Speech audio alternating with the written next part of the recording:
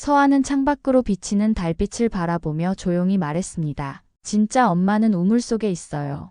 4살 아이의 입에서 나온 이 말에 거실에 있던 이도현과 차윤경은 잠시 대화를 멈췄죠. 도현은 아내를 향해 미소를 지었고 윤경은 어색하게 웃음을 지었습니다. 입양한 지 2달이 지났지만 서아의 예상치 못한 말들은 여전히 그들을 당황스럽게 했어요. 서아야, 엄마는 여기 있잖아. 엄마가 여기 있지? 도현이 다정하게 말했습니다. 윤경은 아이에게 다가가 무릎을 꿇고 서아의 눈높이에 맞추었어요. 응, 엄마는 여기 있어, 우리 서아 곁에. 하지만 서아의 까만 눈동자는 흔들림 없이 창밖을 향했습니다. 아니에요. 진짜 엄마는 우물 속에 있어요. 제가 봤어요. 서아의 목소리는 너무나 또렷했죠. 윤경은 등줄기로 한기가 내려가는 것을 느꼈습니다. 아이의 말이 단순한 상상이 아니라는 느낌이 들었기 때문이에요. 서아야, 이제 잘 시간이야. 내일은 유치원 가는 날이잖아. 윤경이 서아의 머리카락을 쓰다듬으며 말했습니다. 서아는 더 이상 저항하지 않고 윤경의 손을 잡고 방으로 향했어요. 아이를 재운 후 윤경은 침실로 돌아와 도연에게 물었어요. 당신, 서아가 한 말 그냥 아이들의 상상이겠지? 도연은 책을 읽다가 고개를 들었습니다. 아마도. 아이들은 가끔 이상한 이야기를 만들어내기도 하잖아. 신경 쓰지 마. 하지만 윤경의 마음속에는 불안감이 자리 잡았습니다. 입양기관에서는 서아의 부모가 교통사고로 사망했다고 했어요. 우물이라니? 그저 아이의 상상 속 이야기일까요? 다음 날 아침 윤경이 서아의 방에 들어갔을 때 충격적인 광경을 발견했습니다. 서아는 종이 위에 우물을 그리고 있었어요. 그리고 우물 안에는 노란색으로 칠해진 무언가가 있었죠. 서아야, 이게 뭐니?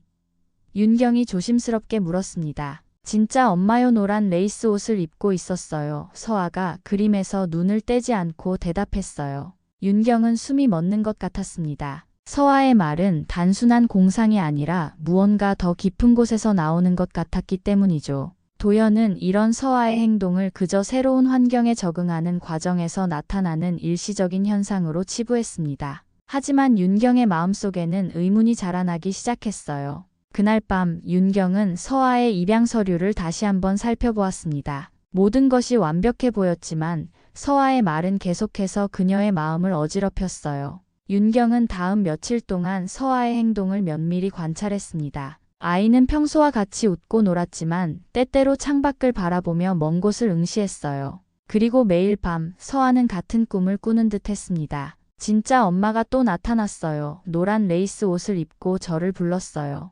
윤경은 결국 아동심리 전문가를 찾아갔죠. 서아는 입양 전 경험한 심리적 외상을 표현하고 있을 가능성이 높습니다. 아이들은 때로 상상을 통해 현실을 재구성하기도 하죠. 심리상담사 김민지의 설명이 어느 정도 윤경의 마음을 달래주었습니다. 상담사는 서아에게 놀이치료를 권했고 윤경은 매주 서아를 데리고 상담실을 방문하기 시작했어요. 하지만 4번째 상담 후 김민지는 윤경을 따로 불렀습니다. 서아의 이야기가 단순한 상상이 아닐 수도 있다고 생각해요. 그 아이의 말은 너무 일관되고 구체적이에요. 특히 노란 레이스 드레스에 대한 묘사는 매번 동일하죠. 윤경은 집으로 돌아오는 길에 서아의 손을 꼭 잡았습니다. 서아야, 그 우물에 대해 더 말해줄 수 있어? 서아는 고개를 끄덕였어요. 크고 둥근 우물이에요. 돌로 만들어졌고 나무 뚜껑이 있었어요. 진짜 엄마는 그 안에 있어요. 제가 태어나기 전부터요. 윤경의 등골이 오싹해졌습니다. 서아가 태어나기 전부터라니? 그건 가능하지 않았어요. 하지만 서아의 말투는 너무나 확신에 차 있었습니다. 이건 꿈이 아니라 기억이에요. 서아가 어른스러운 표정으로 말했어요. 그날 밤 윤경은 도연에게 상담사의 말을 전했습니다. 도연 씨, 서아의 이야기가 정말 심상치 않아요. 상담사도 단순한 상상이 아닐 수 있다고 했어요. 도연은 신문을 내려놓고 피곤한 표정으로 한숨을 내쉬었어요. 윤경아, 너무 예민하게 반응하는 거 아냐? 서아는 어린아이야. 상상과 현실을 구분하지 못할 수도 있지. 하지만 우리가 알고 있는 서아의 과거와 맞지 않아요. 교통사고로 부모를 잃었다면 왜 우물을 계속 이야기하는 걸까요? 윤경은 도연의 반응에 실망했습니다. 도연의 표정이 굳어졌어요. 그냥 시간이 해결해 줄 거야. 너무 깊이 파고들지 마. 그날 밤 윤경은 잠들지 못했습니다. 창문으로 보이는 뒷마당을 바라보며 생각에 잠겼어요. 이 집은 도연의 고향 집이었습니다. 조부모로부터 물려받은 오래된 한옥이었죠. 넓은 뒷마당에는 폐허가 된 창고와 작은 정원이 있었어요. 윤경은 문득 궁금했습니다. 이 집 어딘가에 우물이 있었을까? 다음 날 아침 윤경은 서아에게 종이와 크레용을 건넸어요. 서아야, 우물이 있는 곳을 그려볼 수 있어? 서아는 망설임 없이 그림을 그리기 시작했습니다. 집, 나무, 그리고 뒷마당의 구석에 우물을 그렸어요. 윤경은 그림을 보며 놀랐습니다. 서아가 그린 집의 구조는 그들이 살고 있는 집과 놀랍도록 비슷했기 때문이죠. 여기에요. 서아가 손가락으로 가리켰습니다. 진짜 엄마는 여기 있어요. 윤경은 서아가 가리킨 위치가 실제로 뒷마당에 폐허가 된 창고 근처였다는 사실에 충격을 받았습니다. 도연이 출근한 오전, 윤경은 서아를 유치원에 데려다주고 혼자 뒷마당으로 향했어요. 오래된 창고 주변을 살피며 서아가 그린 위치를 찾았습니다. 잡초와 덤불이 무성한 곳이었죠. 윤경은 무릎을 꿇고 주변을 조사했습니다. 표면적으로는 우물이 있던 흔적을 찾을 수 없었지만 이상하게도 그 자리의 잡초들은 주변보다 더 짙은 초록색을 띠고 있었어요. 마치 그곳의 토양이 다른 곳과 달랐던 것처럼 말이죠. 집으로 돌아온 윤경은 도연의 서재를 뒤졌습니다. 그곳에서 오래된 집 설계도를 찾았어요. 도연의 할아버지 시절 집을 지을 때의 도면이었습니다. 윤경의 손가락이 멈춘 곳에는 명확하게 우물이라고 표시되어 있었어요. 그리고 그 위치는 서아가 그린 곳과 정확히 일치했습니다. 어떻게 가능하지?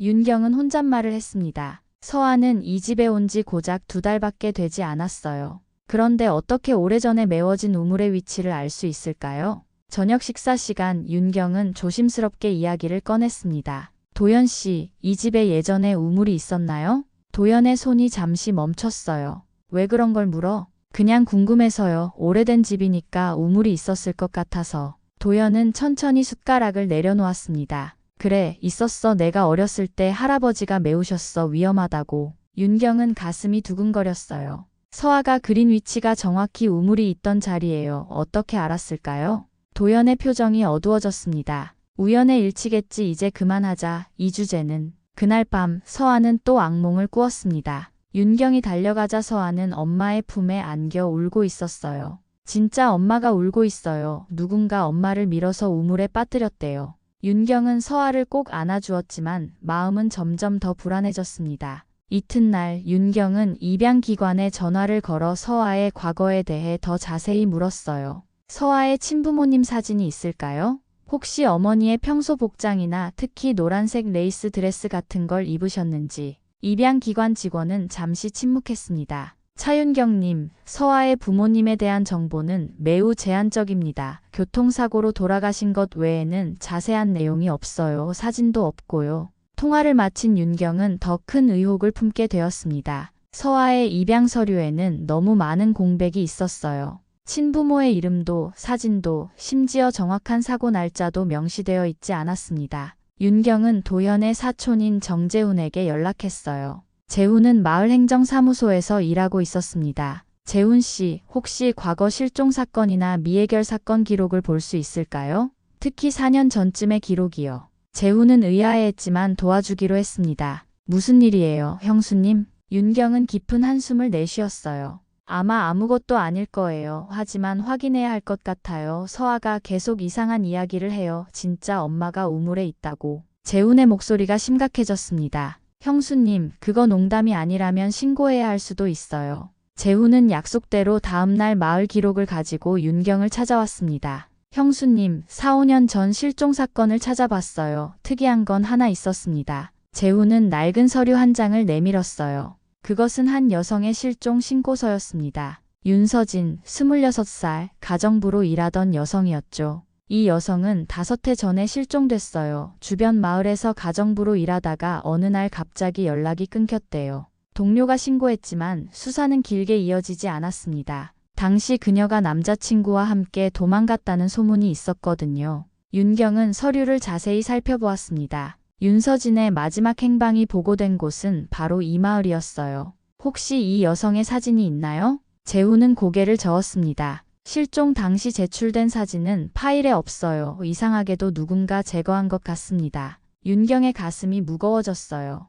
재훈 씨, 한 가지만 더 도와주세요. 우리 뒷마당에 예전에 있던 우물 발굴 허가를 받을 수 있을까요? 재훈의 눈이 커졌습니다. 형수님, 설마. 그냥 확인하고 싶어요. 제 마음의 평화를 위해서라도. 재훈은 며칠 후 발굴 허가서를 가져왔습니다. 도연에게는 오래된 우물 자리를 정원으로 개조하기 위한 것이라고 설명했어요. 도연은 처음에 반대했지만 결국 윤경의 고집에 굴복했습니다. 단 하루만이야 아무것도 나오지 않으면 이 주제는 영원히 끝이야, 도연이 단호하게 말했어요. 발굴 작업은 이른 아침부터 시작됐습니다. 서아는 할머니 집에 맡겨졌고 윤경과 도현 그리고 재훈이 지켜보는 가운데 작업자들이 땅을 파기 시작했어요. 처음에는 그저 흙과 돌뿐이었습니다. 도연의 표정은 점점 안도로 바뀌어갔죠. 봐, 아무것도 없잖아. 이제 그만하자, 도연이 말했습니다. 그때였어요. 삽이 무언가 단단한 것에 부딪히는 소리가 들렸습니다. 작업자들은 조심스럽게 흙을 걷어냈고 나무 판자가 모습을 드러냈어요. 오래된 우물의 뚜껑이었습니다. 뚜껑을 열어보세요. 윤경이 떨리는 목소리로 말했어요. 무거운 나무 뚜껑이 들려졌을 때 모두가 숨을 들이마셨습니다. 우물 안에는 물 대신 콘크리트가 채워져 있었어요. 작업자들은 조심스럽게 콘크리트 층을 제거하기 시작했습니다. 그리고 몇 시간 후 모두를 얼어붙게 만드는 광경이 펼쳐졌어요. 콘크리트 아래에서 사람의 유해가 발견되었습니다. 심하게 부패되었지만 여성의 것으로 추정되는 유해였어요. 그리고 가장 충격적인 것은 유해 주변에 둘러싸인 천조각이었습니다. 노란색 레이스가 달린 원피스의 자네였어요. 도연의 얼굴이 창백해졌습니다. 그는 아무 말도 하지 못한 채 자리에 주저앉았어요. 윤경은 공포와 충격으로 몸을 떨었고 재훈은 즉시 경찰에 신고했습니다. 이건 말도 안 돼, 도연이 중얼거렸어요. 경찰이 도착하자 현장은 순식간에 통제되었습니다. 법의학팀이 신중하게 유해를 수습했고 모든 증거물이 수집되었어요. 유해와 함께 발견된 것들 중에는 부식된 목걸이도 있었습니다. 목걸이에는 SJ라는 이니셜이 새겨져 있었어요. 윤경은 그 순간 모든 것이 연결되는 것을 느꼈습니다. 윤서진 YOON SEO 제아IN. 서아가 말했던 진짜 엄마는 실종된 윤서진이었을까요? 하지만 그렇다면 도연과 윤서진 사이에는 어떤 관계가 있었던 걸까요? 그리고 어떻게 서아는 자신이 태어나기도 전에 일어난 일을 알고 있었을까요? 경찰 수사는 빠르게 진행되었습니다. 발견된 유해는 DNA 검사를 통해 실종된 윤서진의 것으로 확인되었어요. 더 충격적인 사실은 서아의 DNA와 윤서진의 DNA가 일치했다는 것이었습니다. 서아는 윤서진의 친딸이었어요. 그리고 또 다른 DNA 검사 결과가 도연을 강타했습니다. 도연은 서아의 친부였죠. 경찰 조사실에서 윤경은 모든 것을 알게 되었습니다. 5해 전 도연의 집에서 가정부로 일하던 윤서진은 도연과 비밀관계를 맺었고 임신했어요. 그러나 도연은 이 사실이 알려지는 것을 두려워했습니다. 당시 그는 이미 약혼 상태였고 마을에서 존경받는 가문의 일원이었기 때문이죠. 그래서 당신이 그녀를 죽이고 서아를 입양했다는 거예요? 윤경이 면회실에서 도연에게 물었습니다. 그녀의 눈에는 분노와 슬픔이 교차했어요. 도연은 고개를 떨구었습니다. 난 그저 모든 것을 해결하고 싶었어. 윤서진이 임신했다고 했을 때 내가 혼란스러웠어. 그날 밤 우리는 다퉜고 그녀가 발을 헛디뎠어. 난 그저. 거짓말 마세요. 윤경이 소리쳤어요. 조사 결과에 따르면 그녀는 머리에 둔기로 맞은 흔적이 있대요. 그건 사고가 아니었어요. 도연은 침묵했습니다. 그의 눈에는 눈물이 고였지만 윤경의 마음은 더 이상 흔들리지 않았어요. 서아는 어떻게 당신의 집에 오게 된 거죠? 그 아이는 분명 윤서진이 우물에 빠지기 전에 태어났을 텐데. 도연은 깊은 한숨을 내쉬었습니다. 윤서진은 출산 직후였어. 그날 밤 아이를 안고 나를 찾아왔지. 우리가 다툰 건 그때였어. 나는 그 아이에게 이름을 지어주었어. 서아라고. 그건 내 딸이니까. 윤경은 그 순간 모든 진실을 깨달았어요. 도연은 윤서진을 죽인 후 갓 태어난 서아를 데려갔습니다. 그리고 한동안 비밀리에 아이를 키웠어요. 그러다 윤경과 결혼하고 나서 마치 입양인 것처럼 서아를 그들의 가정에 들여온 것이었습니다. 왜 그랬어요? 왜 그 아이를 입양한 것처럼 거짓말했어요? 당신의 친딸인데. 윤경의 목소리가 떨렸어요.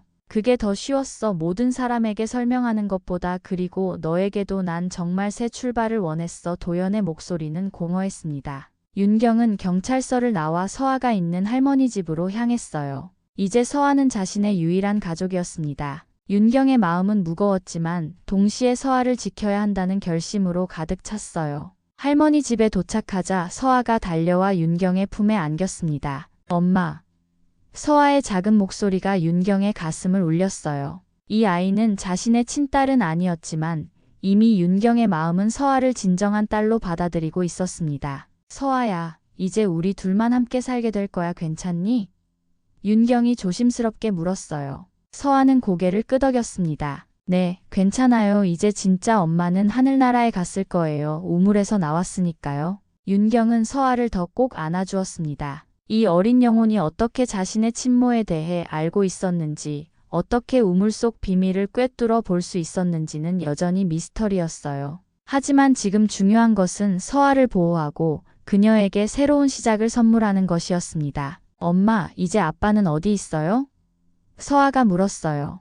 윤경은 잠시 침묵했습니다. 어떻게 4살 아이에게 그녀의 아버지가 그녀의 어머니를 살해했다고 설명할 수 있을까요? 아빠는 잠시 멀리 가야 해 하지만 엄마는 항상 내 곁에 있을 거야. 윤경이 부드럽게 대답했습니다. 도연의 재판은 전국적인 관심을 받았습니다. 우물 속 신부 살인 사건이라는 제목으로 뉴스에 보도되었고 많은 사람들이 충격에 빠졌어요. 윤경은 서아를 보호하기 위해 언론의 접근을 철저히 차단했습니다. 그들은 재훈의 도움으로 도시로 이사했고 서아는 새로운 유치원에 다니기 시작했어요. 재판장에서 도연은 끝까지 고의적인 살인을 부인했습니다. 사고였습니다. 우리가 다투다가 그녀가 균형을 잃었고 우물에 빠졌어요. 하지만 검시 결과는 윤서진의 머리에 가해진 둔기 타격이 사고로 인한 것이 아니라는 것을 증명했습니다. 도연은 징역 30년을 선고받았어요. 윤경은 재판이 끝난 후 도연을 마지막으로 만났습니다. 왜 고백하지 않았어요?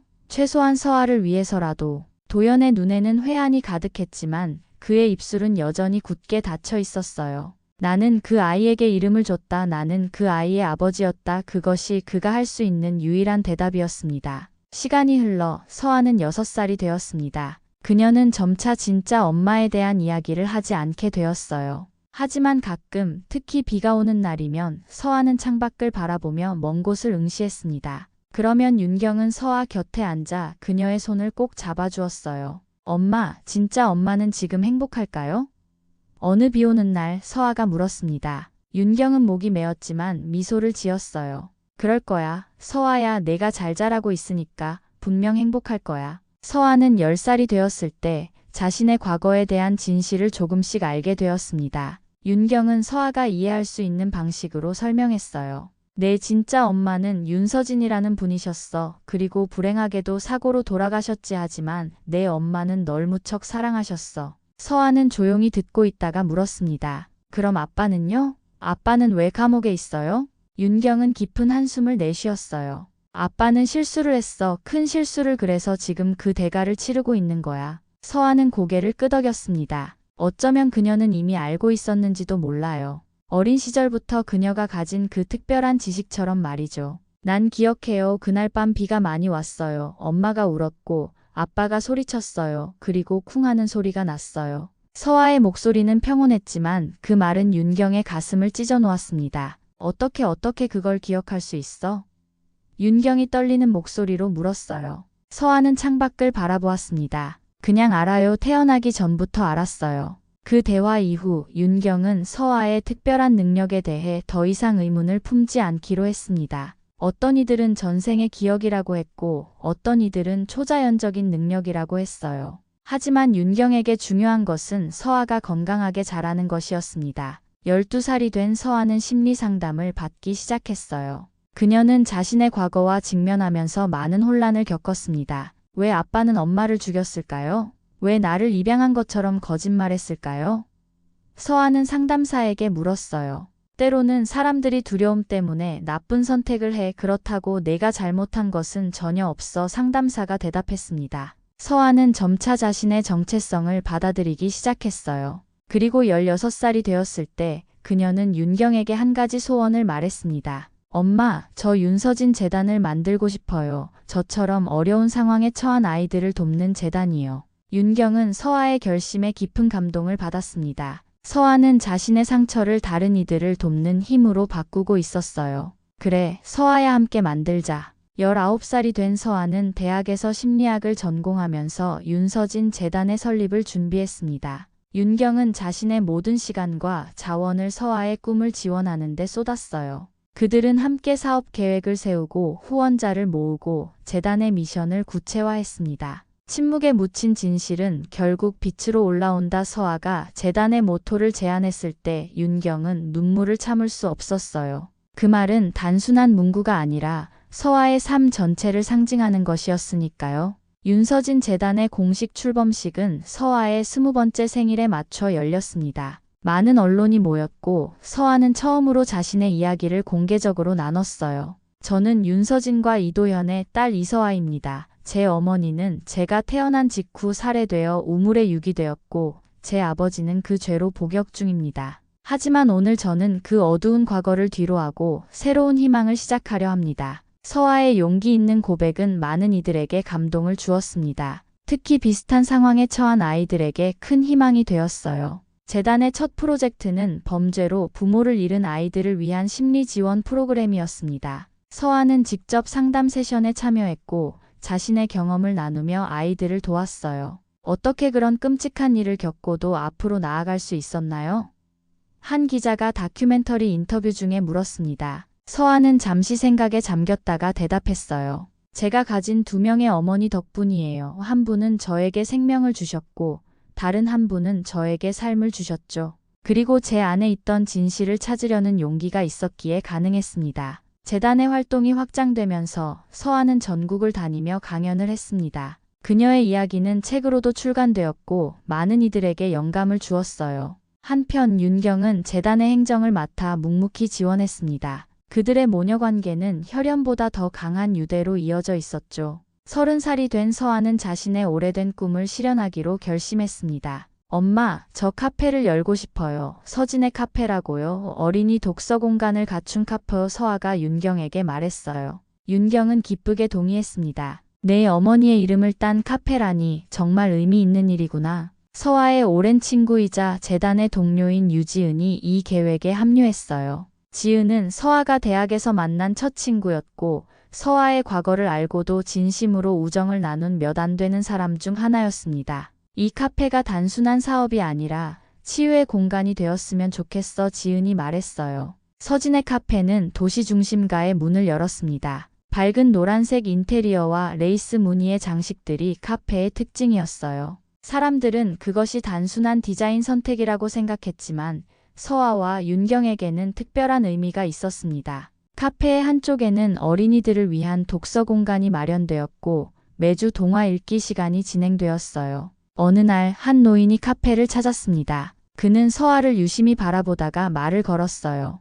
혹시 윤서진의 딸이 아닌가요? 서아는 놀랐지만 고개를 끄덕였습니다. 네, 맞아요. 어떻게 아셨어요? 노인은 미소를 지었어요. 윤서진이 내 동네에 살았었지. 그 아이는 항상 밝고 따뜻했어. 너는 그 아이를 많이 닮았구나. 서아는 가슴이 떨렸습니다. 어머니에 대한 생생한 기억을 가진 사람을 만난 것은 처음이었어요. 어머니에 대해 더 말씀해 주실 수 있으신가요? 노인은 그날 오후 내내 서아에게 윤서진에 대한 이야기를 들려주었습니다. 어떻게 그녀가 마을 축제에서 노래를 불렀는지, 어떻게 항상 이웃을 도왔는지, 그리고 어떻게 그녀가 노란색을 좋아했는지에 대해서요. 그 아이는 항상 언젠가 나만의 카페를 열 거야 라고 말했었지. 네가 그 꿈을 이뤄냈구나. 서아는 그날 밤 윤경에게 이 만남에 대해 이야기했습니다. 엄마, 오늘 어머니의 꿈을 제가 이루고 있다는 걸 알게 됐어요. 이 모든 것이 운명이었을까요? 윤경은 서아의 손을 꼭 잡았어요. 내 어머니의 꿈과 내 꿈이 하나가 된 거야. 그건 운명이라기보다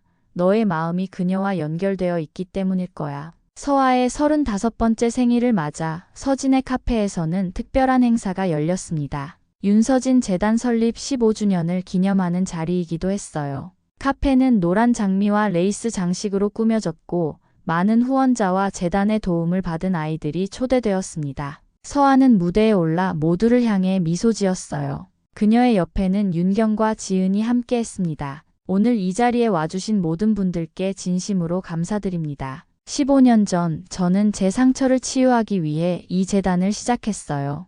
하지만 시간이 지나면서 깨달았습니다. 진정한 치유는 다른 이들을 돕는 과정에서 찾아온다는 것을요. 청중들은 뜨거운 박수로 화답했습니다. 서아는 계속해서 말을 이어갔어요. 오늘은 특별한 발표가 있습니다. 윤서진 재단은 앞으로 전국의 고아원과 보육원의 어린이 도서관을 설립하는 프로젝트를 시작합니다. 윤서진 도서관이라는 이름으로요. 이 발표에 청중들은 다시 한번 기립 박수를 보냈어요. 서아의 눈에는 기쁨의 눈물이 맺혔습니다. 그녀는 윤경을 바라보았고 윤경의 눈에도 같은 감정이 담겨 있었어요. 행사가 끝난 후 서아와 윤경은 카페의 옥상 정원에 앉았습니다. 밤하늘에는 별들이 빛나고 있었어요. 어머니가 자랑스러워하실 거예요. 그렇죠?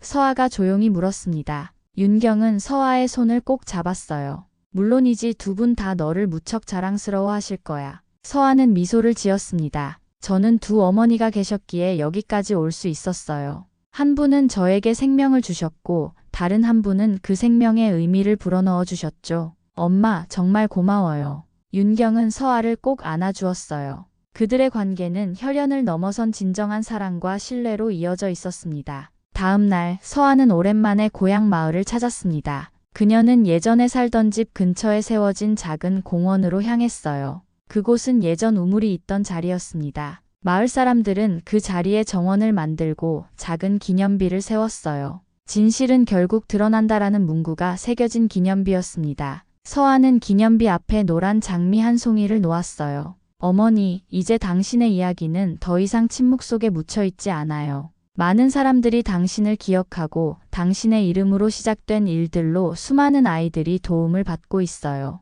바람이 살랑거리며 서아의 머리카락을 흔들었습니다. 마치 누군가가 그녀의 머리를 쓰다듬는 것 같았어요. 서아는 평화로운 미소를 지었습니다. 서아는 공원을 나와 마을의 오래된 길을 따라 걸었어요. 모든 것이 변했지만 동시에 모든 것이 그대로였습니다. 그녀는 어린 시절의 기억들을 더듬으며 걸었어요. 갑자기 그녀의 발걸음이 멈췄습니다. 길 건너편에서 한 노인이 그녀를 바라보고 있었어요. 그는 이도연이었습니다. 20년의 수감 생활 끝에 출소한 도연은 완전히 다른 사람이 되어 있었습니다. 그의 등은 굽었고 얼굴에는 깊은 주름이 패여 있었어요. 서아와 도연의 시선이 마주쳤습니다. 잠시 침묵이 흘렀어요. 서아는 천천히 길을 건너 그에게 다가갔습니다. 안녕하세요, 아버지. 그녀의 목소리는 차분했어요. 도연의 눈에는 놀라움과 부끄러움 그리고 깊은 후회가 담겨 있었습니다. 서아, 내가 여기 있을 줄은 몰랐다. 어머니를 뵈러 왔어요. 서아가 말했습니다.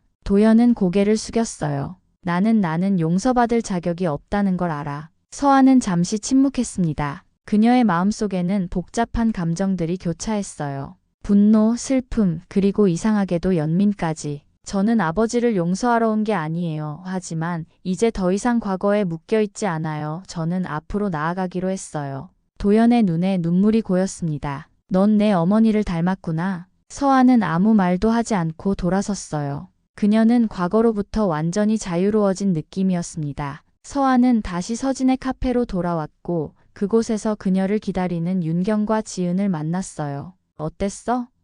윤경이 걱정스럽게 물었습니다. 서아는 미소를 지었어요. 이제 모든 것이 제자리를 찾은 것 같아요. 더 이상 우물 아래 아무도 없어요. 모두 밖으로 나왔어요. 그날 저녁 서진의 카페에서는 특별한 동화 읽기 시간이 열렸습니다. 서아는 아이들에게 자신이 쓴 동화책을 읽어주었어요. 그것은 어두운 우물 속에서 빛을 찾아 나온 작은 별에 관한 이야기였습니다. 아이들은 이야기에 푹 빠져들었고 그중 한 아이가 물었어요. 선생님, 그 별은 어떻게 우물 밖으로 나올 수 있었어요? 서아는 미소 지으며 대답했습니다. 그 별을 사랑하는 사람들이 있었기 때문이야. 사랑은 어둠 속에서도 빛을 찾게 해주는 힘이 있거든. 윤경은 그 모습을 바라보며 가슴이 따뜻해졌습니다. 서아는 자신의 상처를 치유했을 뿐만 아니라 그 상처를 통해 다른 이들을 치유하는 힘을 찾았어요. 윤서진의 딸은 자신의 어머니처럼 다른 이들에게 빛이 되어주고 있었습니다. 저녁이 깊어갈 무렵 서아는 카페의 문을 닫고 옥상으로 올라갔어요. 그녀는 밤하늘의 별들을 바라보았습니다. 어딘가에서 그녀의 어머니도 그녀를 바라보고 있을 것이라는 생각이 들었어요. 엄마, 보고 계시죠? 저는 이제 행복해요. 정말 행복해요. 바람이 다시 살랑거리며 서아의 얼굴을 스쳤고 그녀의 마음은 평화로 가득 찼습니다. 더 이상 우물 아래 아무도 없었습니다. 모두 밖으로 나와 별빛 아래에서 함께 빛나고 있었어요.